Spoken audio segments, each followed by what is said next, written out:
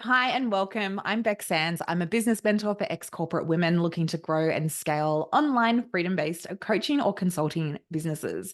So today I'm going to be chatting with you about what a day looks like in my business and my life. So I feel like I used to love listening to these kinds of videos or watching these kinds of videos when I was back in corporate, just to see what was possible for me, as well as, what people have brought to life for themselves. Similarly, if you're starting out in business, you could still be feeling like, I'm not quite sure what I'm, looking to achieve. I'm not sure what my ideal day looks like. And I talked about this in my previous video about last week about creating your magical work days. So make sure that you pop back over and have a listen to that if you haven't already. But yeah, today I just want to share with you just a little bit about what my days look like and what my weeks look like, and then what my quarters look like as well at the moment. As you know, I work in my own coaching and consulting business. I have done so since mid 2019. Last year, or sorry, in late 2022, in December 2022, we moved from Sydney up to Newcastle, and we made that sea change. So I work completely remotely, and so I can work from wherever. And so that has just been so nice. To be able to have that really beautiful lifestyle, that, like living in the city was amazing. And I grew up in Sydney, and that was just phenomenal for so long for me. But we are still very close to Sydney. So we pop back. I'm back there at least once a month. And so I really do feel like I get the best of both worlds, living in Newcastle and being able to have this amazing business and lifestyle that really supports me. Um, and so I want to, I'm sharing this so that you can see what's possible for you as well. And so that you know that whatever you envision for your life, for your business, for your work, you can create that for yourself as well. So I spent 12 years in corporate before I stepped into my own business. It was a huge learning curve for me. It was a massive shift in identity. It was, really big, going from having a massive major global brand behind me and that title and everything, to going into my own business and sort of being, like doing everything in my business and being the marketer, the salesperson, the IT person, although I do get my husband to do a lot of that. Very kindly he does. And just being all the things in my business, until I was able to sort of start outsourcing things a couple of years in. But now for me, it really is that kind of ideal life and that ideal working environment that I've set up for myself, doing the things that I really do enjoy doing. I think the main, like the one thing that I do sort of miss about corporate is having that constant kind of team around me. But there's positives and negatives to everything, right? And being in my own business has meant that I can set up a community of people around me that I choose, and like-minded people that are wanting to achieve really big things and that are getting out of their comfort zones and putting themselves out there to do that. So, even though, yes, there's not that corporate team anymore, I do have an incredible network of entrepreneurial friends that I connect with, and I'm on calls pretty much like hours of every single day. So it definitely doesn't feel like I work alone. And I have so much support around me. So I invest in a business coach. I have invested in masterminds, in courses. I've got so many business buddies that we hold each other accountable, and we have regular catch ups, and we'll message each other and see, and like check in on how we're going. So there's so many there's so many benefits to having your own business and being able to create that community and network for yourself. So I feel like that has definitely outweighed the whole having a team kind of thing. So let's dive into it. I digress. So let's dive into it a little bit about a day in my life, and then I'll move into a week, and then a month, and then a quarter. So at the moment, what my days look like is I will generally get up between 6:30 and 7:30, depending on, what my week looks like, how tired I am, how much I want to rest, because I do absolutely prioritize rest. Particularly at the moment, I had like some women's health issues a couple of years back, and I had so much PTSD and anxiety after a surgery. So I absolutely prioritize health and rest. That's physical and mental health. And so I don't force myself to get out of bed at like a really early time or anything like that. I'm like, let's just see how my body feels, because that's the most important thing, right? It's the most important thing for me, because if I'm not feeling good, then I can't do anything in my business. Then my business doesn't go as well. So we go hand in hand, and it's a partnership. So I will usually get up and do my meditation. I'll go for a walk. I'm quite close to the beach. So if you follow me on Instagram, you will absolutely see my beach photos in the morning on stories. So if you're not already following me over there, make sure you jump on over and follow me at Bexans on Instagram. And we can chat over there. But yeah, so go for a walk, and then I will come back and get ready and feed Moxie and Ollie. And then I will dive into work, usually like around 9 or 9:30. At the moment, I'm writing a book for business, which is exciting. So I'm aiming to spend 60 minutes every single day in the first hour of my day writing that book and working on that book, because that's my most productive time. And that is, the book requires the most focused work. So I will use my time for that. And then the next thing I will do is I will do some other deep work. So that could be, creating a strategy for one of my consulting clients, or it could be reviewing something for one of my one-on-one coaching clients, like a sales page, or, reviewing some other copy that they've done and providing feedback on that. And then lunch is about 12 o'clock. I generally will either go for a walk outside, or sometimes I honestly just press through, because I would rather finish early and just get everything done in my most productive hours. So I will often eat lunch at my desk, working from home, which is easy. And then I'll just keep kind of working through that time.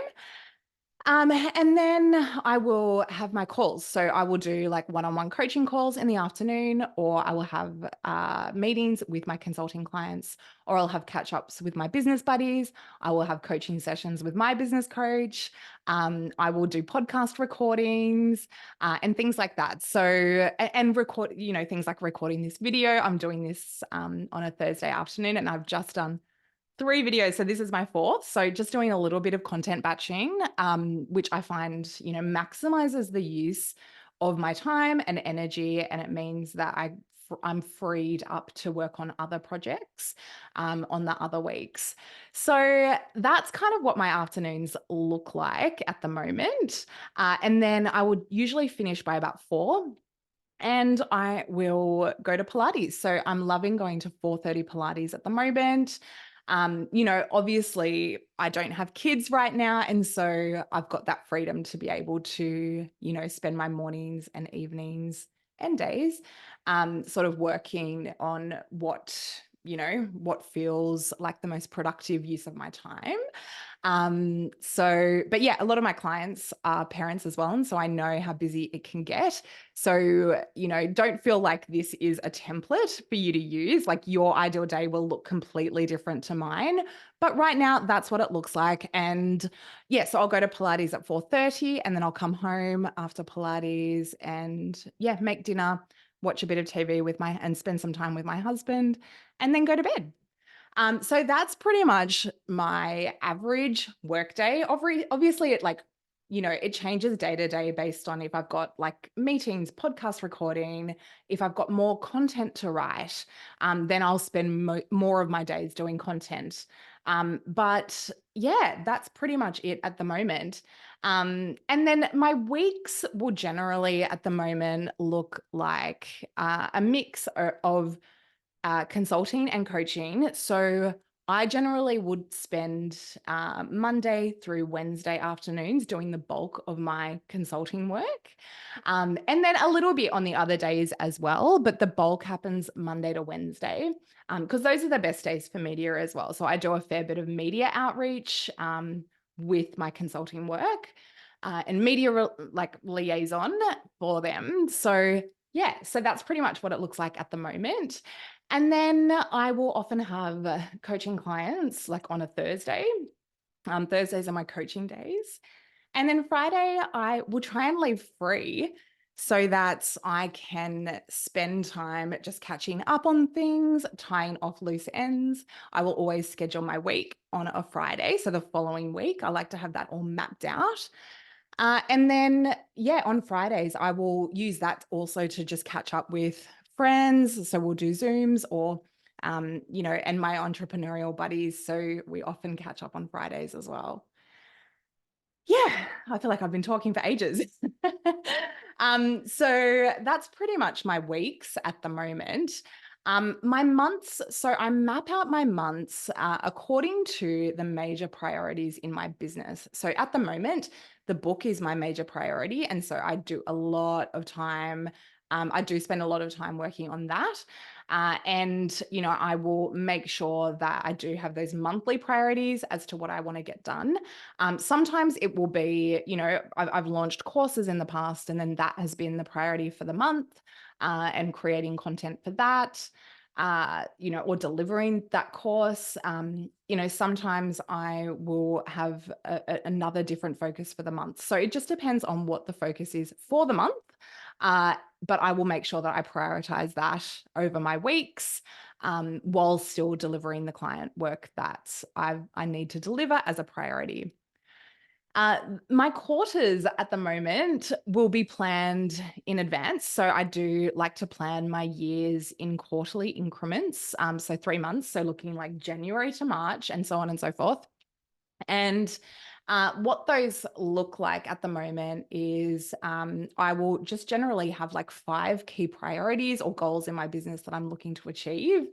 And then just try and laser focus in on those and then reassess towards the end of the quarter as to what's worked, what hasn't, what do I want to do more of, what do I want to let go of.